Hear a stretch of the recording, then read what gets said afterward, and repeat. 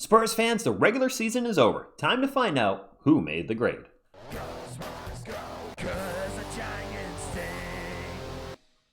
What is up, San Antonio Spurs fans? Welcome to TSR Sports. It had been a tradition on this channel to do an end-of-season report card, and I can't remember if I did one last season, but we're going to do one now. And I got to say, these are not my actual grades. This was just for the thumbnail, so this will be, I guess, a good test to see who actually watches the video and who does not. My grades will be based on performance, expectations, stats, eyeball tests, etc. And of course, these grades are subjective. They're just an opinion. I'm very curious when I read your comments. You can grade the player the higher, the same, or lower. We're going to go in alphabetical order. Let's get it kicked off with Unc HB Harrison Barnes. Played almost the full season. Unfortunately, just under 10 points per game for the Spurs to set an NBA record with most players averaging double digits. He missed literally by 5 points. About 3 boards, 2 assists, and his shooting splits were 46, 39, 83. Harrison Barnes kind of had a weird season for our San Antonio Spurs, where he started off before the NBA Cup very well, our best 3-point shooter, and then the NBA Cup hit, and he hit a wall, missing 16 threes in a row if you include the NBA Cup game, had an awful January where he shot 37, 29, 87, and to the point where he lost his starting job, and his Ironman streak ended. His games in a row streak ended because of a nap. I kid you not. The report was he took a nap and woke up with a sore ankle. I believe it was an ankle. Overall, though, I do think it was an okay year, but I do have to factor in losing your starting spot as part of the grade. I'm going to give him B-. I don't know. Am I too high with a B-? I still think he was good for us, and, having a, vet on the team, B-. Up next, Carter Bryant.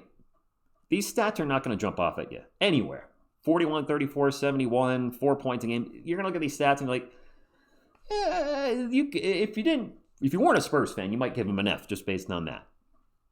Post All-Star break, he really turned a corner, shooting 45, 35, 75. You could see the confidence rising throughout the season from a player that couldn't make a dunk or became a joke or a meme that he was missing dunks to the point where now he's becoming one of our best above the rim guys. So much upside with Carter Bryant. He's impressive.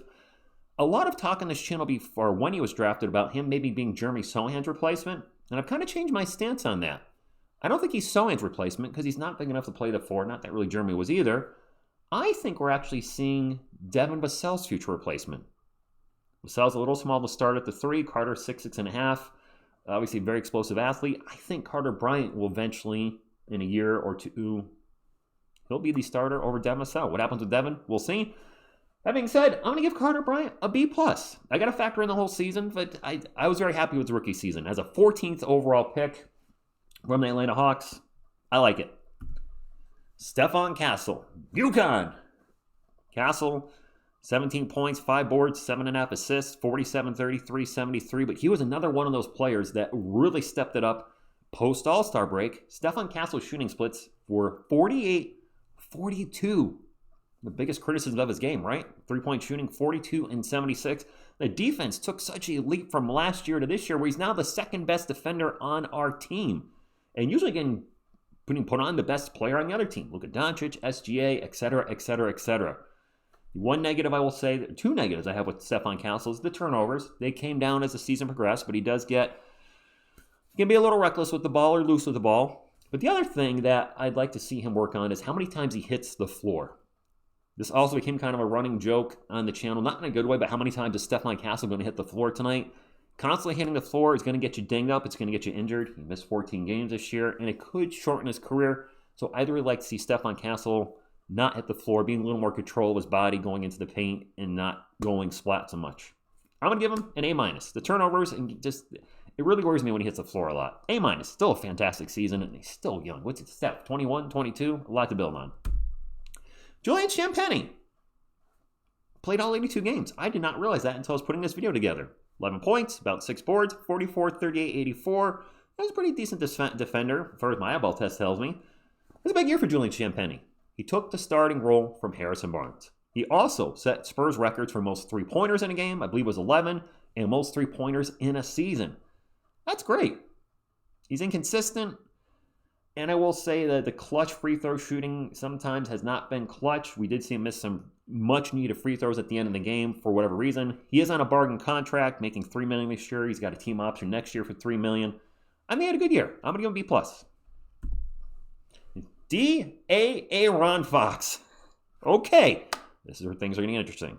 72 games, 18.5 points, 4 boards, 6 assists, a little over a steal, shooting splits of 49, 33, 76. And Darren Fox, I will say, is probably the most confusing player we have on the team. What do you mean by that? Just seeing how all over the community is with him. And I feel the same way. The confusion with Darren Fox.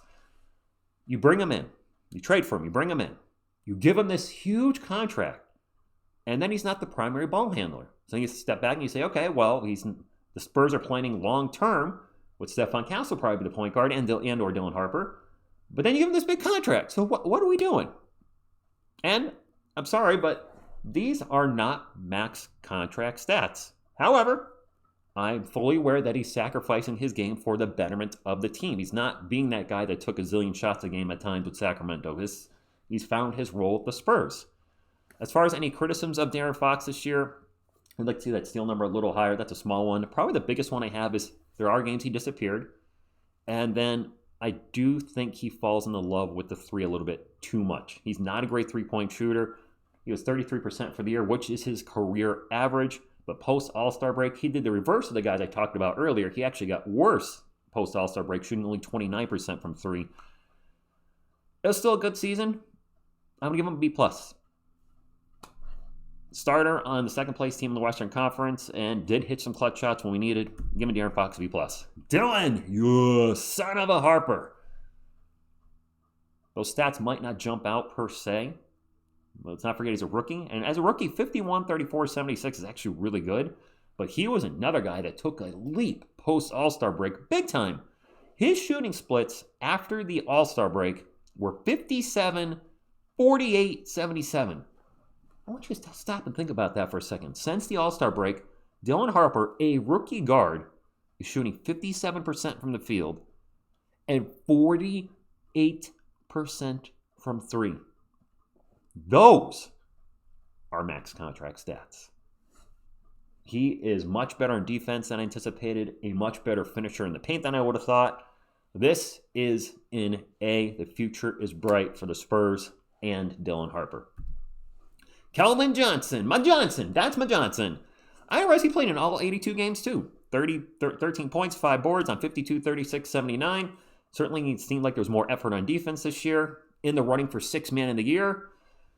I like Kelvin this year. He did cool off post the All-Star break. He also was kind of like Fox, took a little dip, or like Barnes, I should say, 47, 33, 80. So he was really tearing up at the start of the season, but it's cooled off a little bit.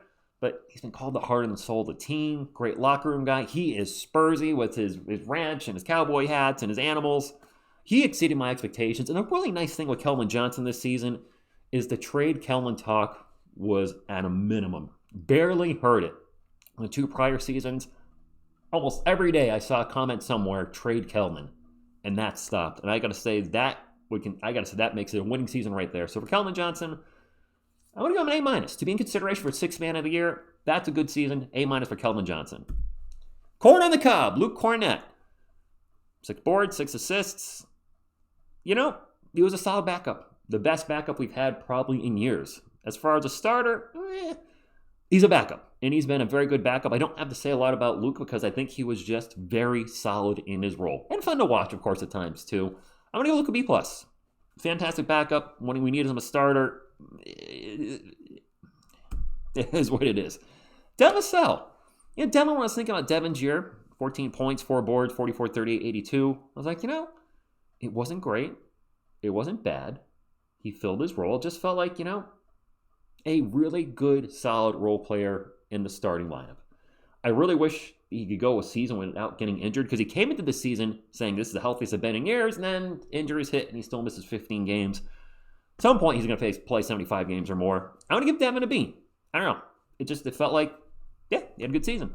One of the best mid-range games in the NBA, too, wasn't it? I remember seeing a stat a while back, and I couldn't find it or didn't have time to pull it, where he's right up there with like SGA in regards to mid-ranges. So, yeah, Devin, give it a B.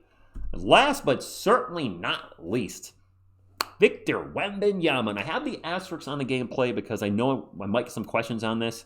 Many of you know you need to play 65 games to be eligible for awards.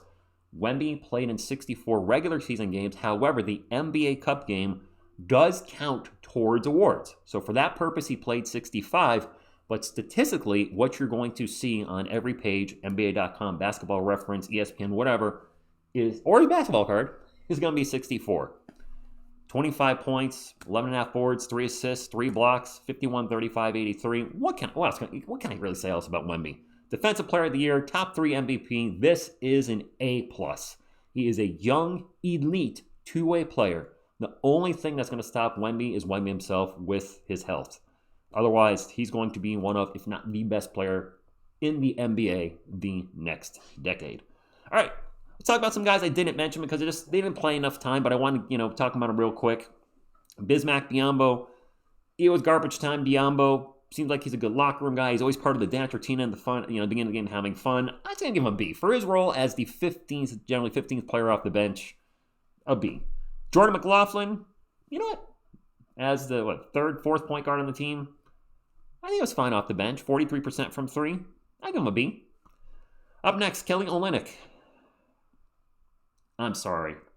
What a waste of $13.5 million. Just did not have it this year. That's an F. Mason Plumlee, didn't really play enough. Incomplete grade.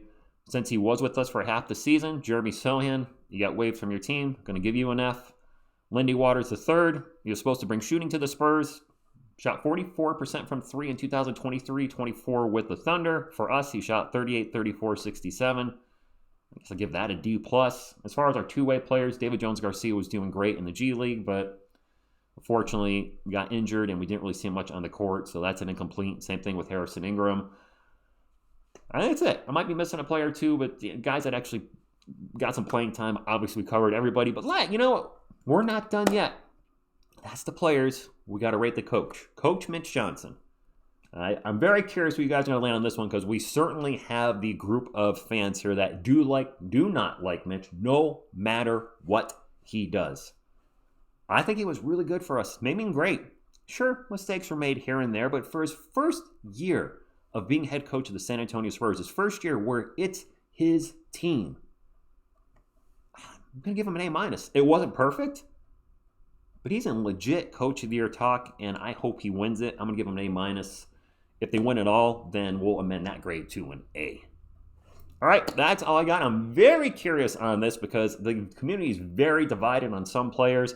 Some of you like Fox, some don't. Some of you want to see him gone. Some of our other guys, very curious where you land. I know some are going to give Jeremy Sohan an A. Or somebody will. Somebody's going to give Sohan an A, so it'll be a lot of fun reading your comments. Please be respectful to one another because I know people get very passionate about their favorite players or very passionate about the guys they just don't like for whatever reason. I mean, even if you don't like the player, they're a Spur. Let's root for him. Anybody, Kelly Olynyk, I hope he proves me wrong in the playoffs. I gave you an F for the regular season. Hit a game-winning 3, and I'll be like, you know what? Hit game-winning 3 somehow, some way in a finals game, and we win the championship because of you. And I'll be like, you know what? Money well spent. A+. That's all I got. Drop a comment, hit the thumbs up, and subscribe to be part of our awesome Spurs community. I thank you, and as always, go Spurs go.